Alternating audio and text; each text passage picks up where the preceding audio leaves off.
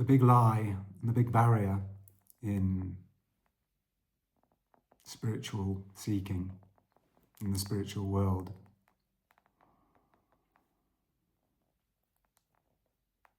is that you have to be selfless. You have to match up to some image that you see of a spiritual teacher, of one of the great avatars, Jesus, Buddha.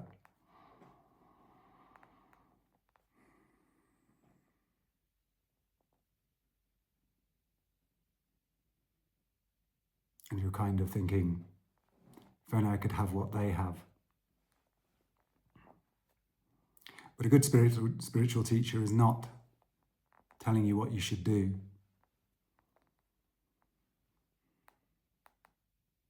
A good spiritual teacher is someone who has chosen themselves.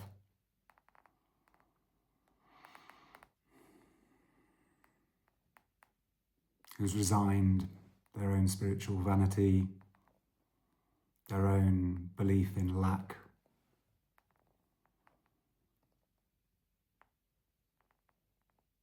is attuned to simple being, which is whole and complete and eternal. But the moment you put them on a pedestal or believe they have something you don't, then you are giving away your power to someone else. And why would you do that? Doesn't make sense. Except it makes sense because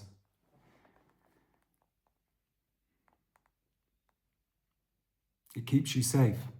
So you can on the one hand be complaining to yourself or condemning yourself for not getting there. But at the same time, in the same breath, you're denying your own power.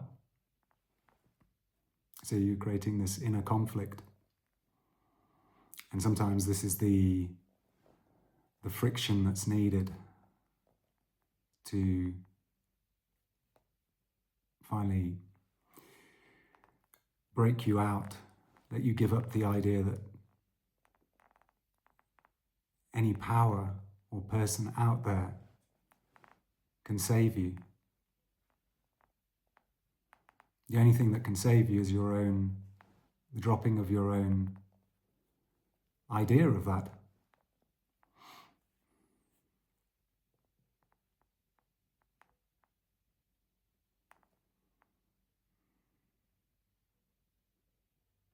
There's nothing to achieve. There's no spiritual goal to attain. There's no such thing as enlightenment, as one thing, as a thing. It isn't a thing. It's when you finally accept that you are the master of your own destiny.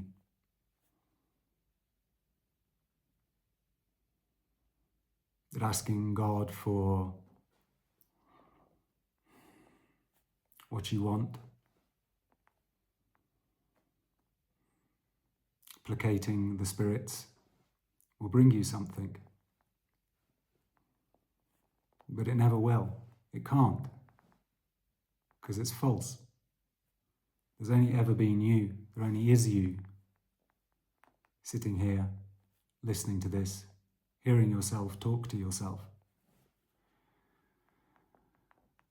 With an apparent Solomon on this end of the camera talking to you, but it's all you.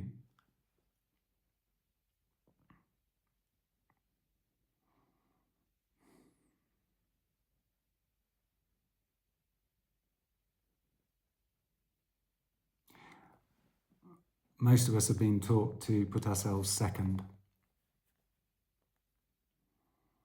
And we find comfort in spiritual teachings because they confirm that that's what we should be doing. Or at least they do in our interpretation of what's being said. But what if you can connect to something just more immediate, which is your own being right now, the being that witnesses all of this, has no opinion about it, loves you unconditionally,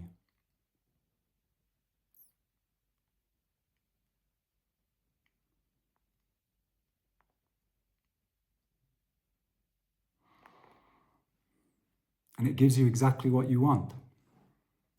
But you need to be willing to look at what you're telling yourself you want, or what you are. There's not even a gap between the being and the wanting. So one thing which was pivotal in my own seeing is that what I believe, what I'm saying to myself, what I'm thinking in any moment is what is spontaneously, instantaneously what I receive. In fact, there isn't even time. It's, time's just something we need to use as a reference point, but it's instantaneous. Your self-belief creates your reality instantaneously. Or the beliefs you have about yourself, as opposed to self-belief as a kind of idea of confidence. Right? And so one thing which helped me a great deal, which is just so obvious, but I couldn't see for decades, is this idea of observe your thoughts, question your thoughts. Now, what I took to be questioning my thoughts was actually judging them all the time. I should be thinking a different way. And at some point, there was some kind of surrender. And maybe this happened 1,000 times before. It was just not noticed in the same way. On a few occasions, yes. But finally to see that, have that gap of, I'm thinking this, and I don't judge it. I don't try and manipulate it into something different or try and make it another way. But what I am is prior to those thoughts. And it is observing this play that's being created by these thoughts. And so if in a single moment I believe I am a piece of shit, then that thought proliferates, creates more thoughts of at the same vibration, shall we say. But where there's a small gap, just needs to be a glimpse, just needs to be a little hole in the fabric of reality. Just to say, I'm thinking this. And look, this maintains or creates or accentuates that very thought. So in that moment, I can choose, if I see it, I can just choose, okay, I don't give any more energy to this thought. I don't have to necessarily change it to another thought that's the opposite. Although maybe you can start to do that. For example, if you find yourself complaining to yourself, it's not fair. With enough of a gap, you can see that that's what you're doing, and you may be able, with time and refinement, to change that to focusing on what you have to be grateful for.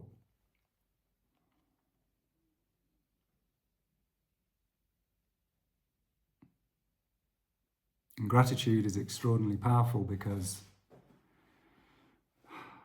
it's outside of the belief in lack.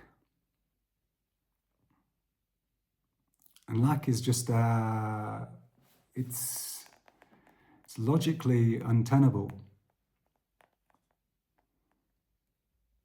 It relates to comparing what is to something else. In this moment, there is this, and this of itself is full of itself.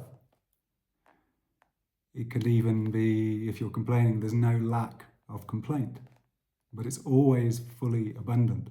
And the absence of something can't exist logically. I don't know whether I can even explain this. It's, if you get it, you get it. If you don't, you don't. But it's logically makes no sense.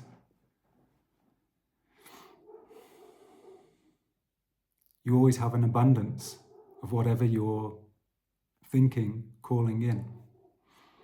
And you could say that the gap is consciousness itself, not as a thing, but just consciousness. What is? The awareness that you exist. And on top of that is overlaid all these beliefs that are just programs recycling. And if you give them energy, then they create more of the same.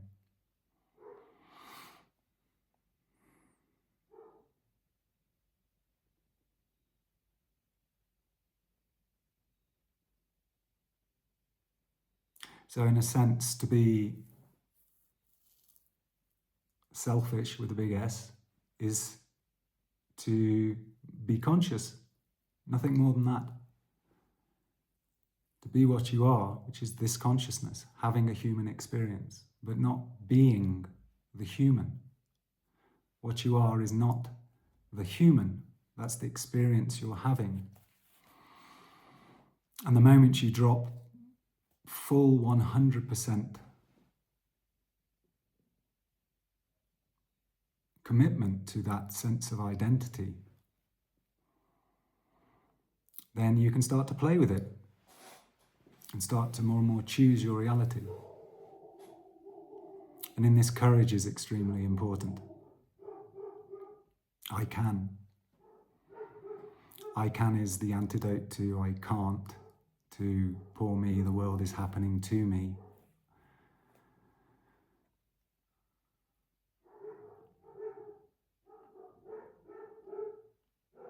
And the seeing of the comfort that you derive from the sense of lack or self-pity, that it's not my fault.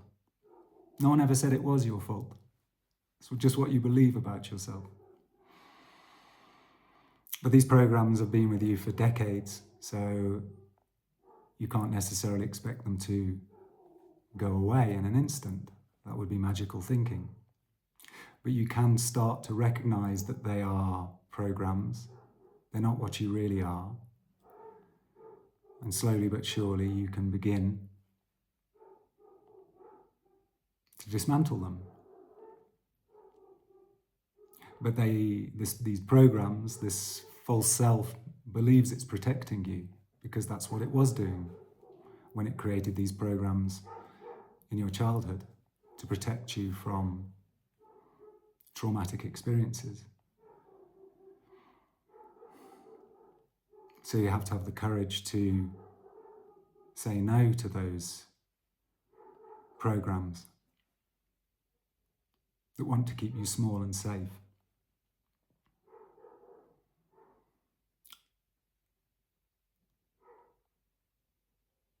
So consciousness will allow you to drop these habits of thought.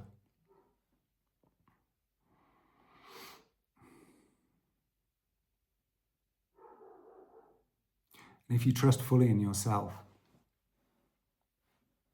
in your existence, in your right to exist, in your perfect, abundant imperfection,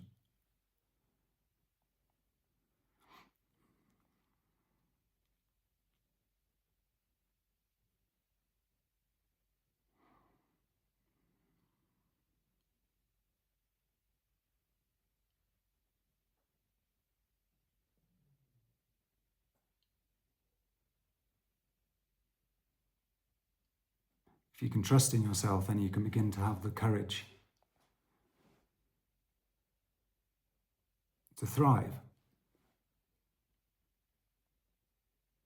Because you're no longer completely protecting an identity that doesn't serve you anymore, that is not necessary. The traumatic experiences you had as a child, that was then. The reality of this now moment is not that.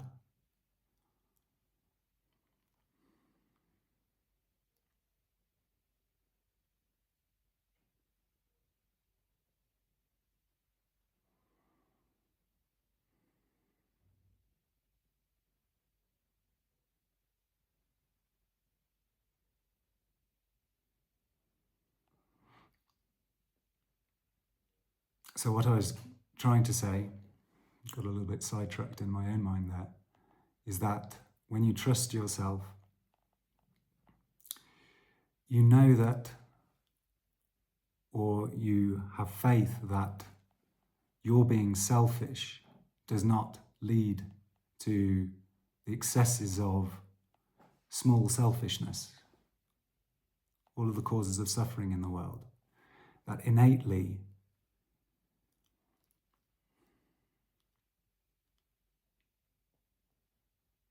you are love. So you don't need to worry about protecting yourself with the belief that you have to keep quiet, not take your place in the world, or surround yourself with morality and judgment to keep yourself in check. You don't need that anymore when you believe in yourself, when you choose yourself. And with faith, from that naturally arises your best self-expression, which is outside of this construct of good and evil. You being you is enough. You being you is spiritual. You being you is good, life-affirming. But you have to claim it for yourself.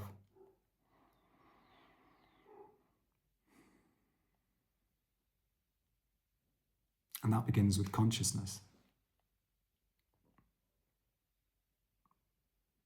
And what's taken as consciousness in much of the spiritual community is keeping yourself in check, is being a good spiritual person. That's just an idea. That's not consciousness. That's more programming. That's more imprisonment by your own mind.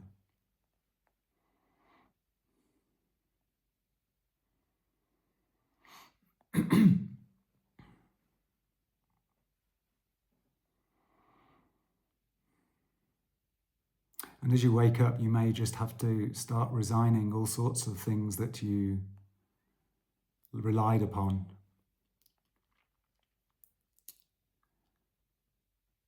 That you thought were helping you, but were actually keeping you enslaved.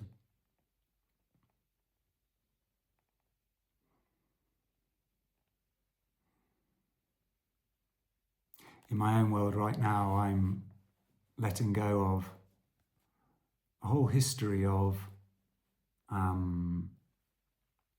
work and training as a plant medicine master, tradition of ayahuasca.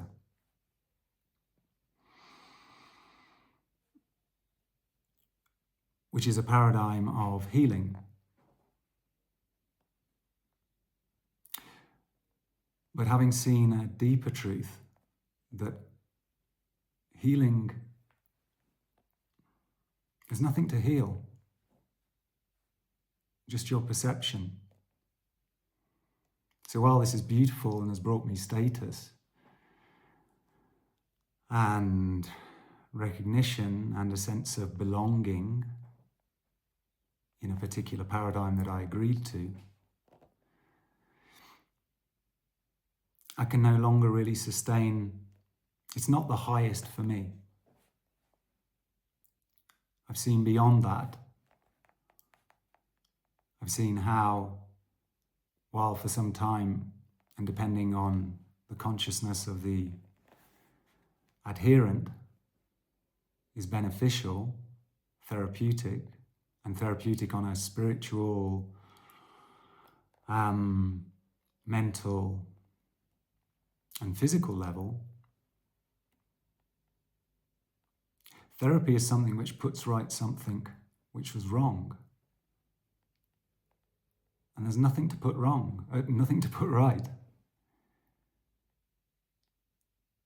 It's always been fine. You've always been provided for, and you always will be, in exactly the way you believe you need to be.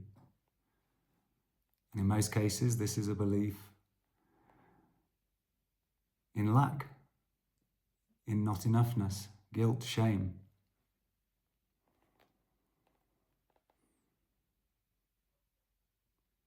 So while you're unconsciously choosing those things in your life, that self-identity, that is provided in abundance. But when you see that, obviously, if you can see, you wouldn't choose those things, then you can choose a much more beautiful life for yourself while you're here on this human plane. And from my perspective, in my experience, in my perception, this is awakening. You wake up right here, right now. Nothing added on. And anything that is added on, because we all have a human experience, is by your own choosing. And through your own inspiration, in awe at the perfection of all of this.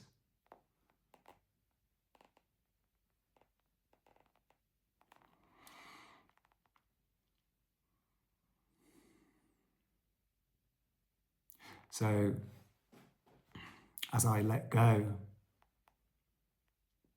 piece by piece, of this identity and past as a curandero, a healer in the plant medicine tradition,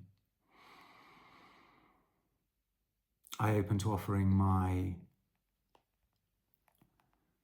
service, my energy, in the service of this liberation, this healing of perspective. That is the ultimate medicine.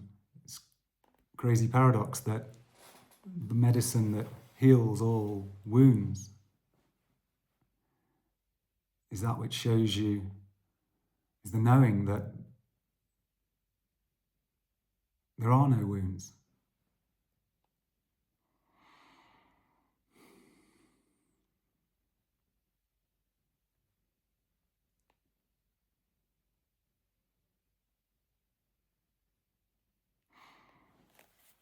So, how does this translate into everyday life?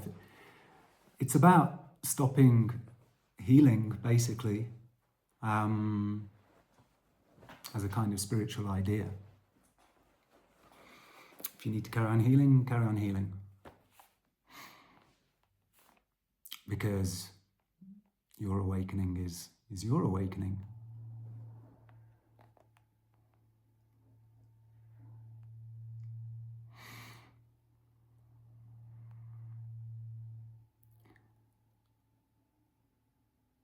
But I was using healing as a way to avoid life,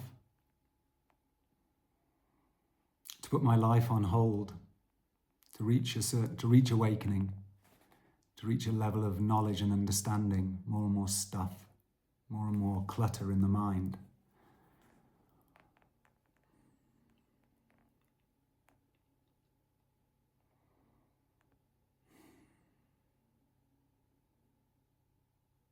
But actually, it was not very spiritual at all, because it was depriving myself from my own human experience of myself, to put myself in a hut in the jungle training, or to sit on a meditation mat for hours on end, so I didn't have to look at what I was really scared of, which was to actually live my life.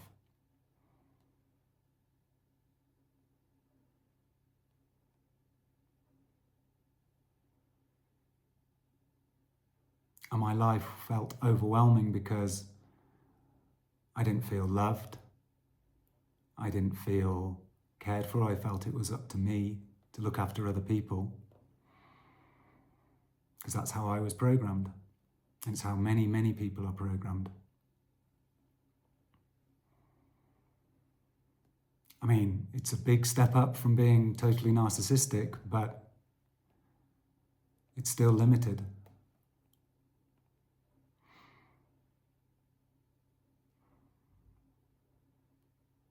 And by accepting and choosing put myself first, to look after my needs, to stop labeling myself as somehow inadequate.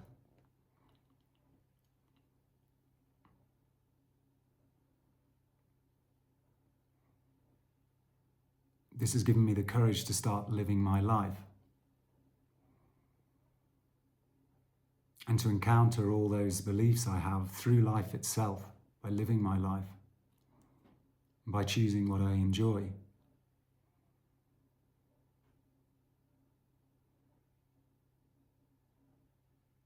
And for that to be an example that others can choose to not emulate, because we're not talking about copying, but for people to, an invitation for other people to jump into there, to reclaim their own power, to stop living in survival and fear.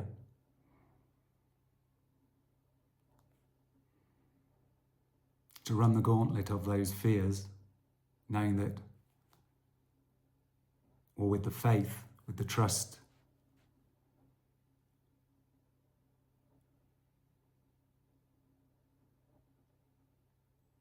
that they're kind of ghosts. And I have the power to walk through them, dissolve them, and keep expanding.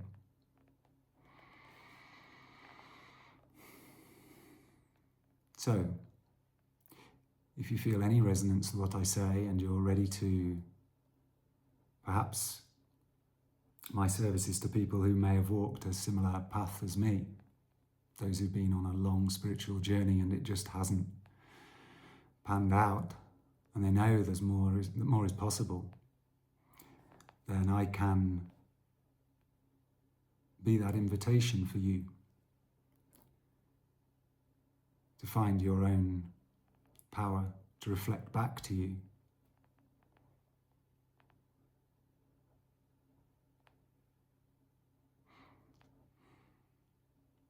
The greater expression of yourself that you know is there to be,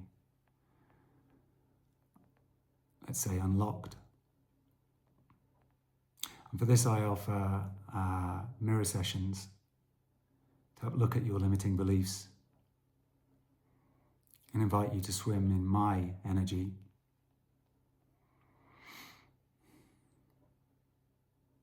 So,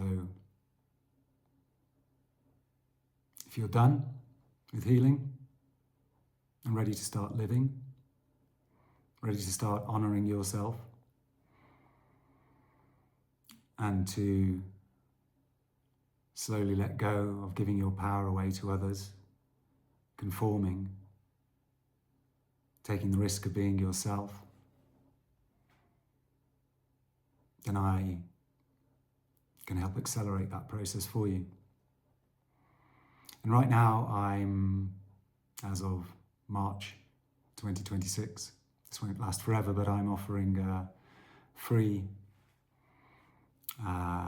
contact call, half an hour, to see if we would be a match to work together. And you can find details of that and book a call on my website, kurinmani.com, and I'll leave a link in the description. So yeah, be you. Learn what it really means to be selfish, in the best sense of the word. To put yourself first. Because no one else can put you first. Everyone else has their own life to put themselves first, if they choose. So you don't owe anybody anything.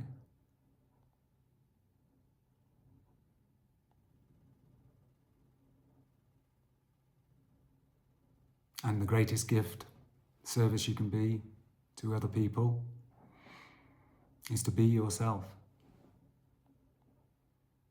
Because we all share the same energy field, or rather, let's say, we're all swimming in this 3D reality. And when you bring a higher frequency, you're an invitation to those who want to realize that in themselves. And you're a great repellent to those who are not willing to take responsibility for their own lives and their own fulfilment.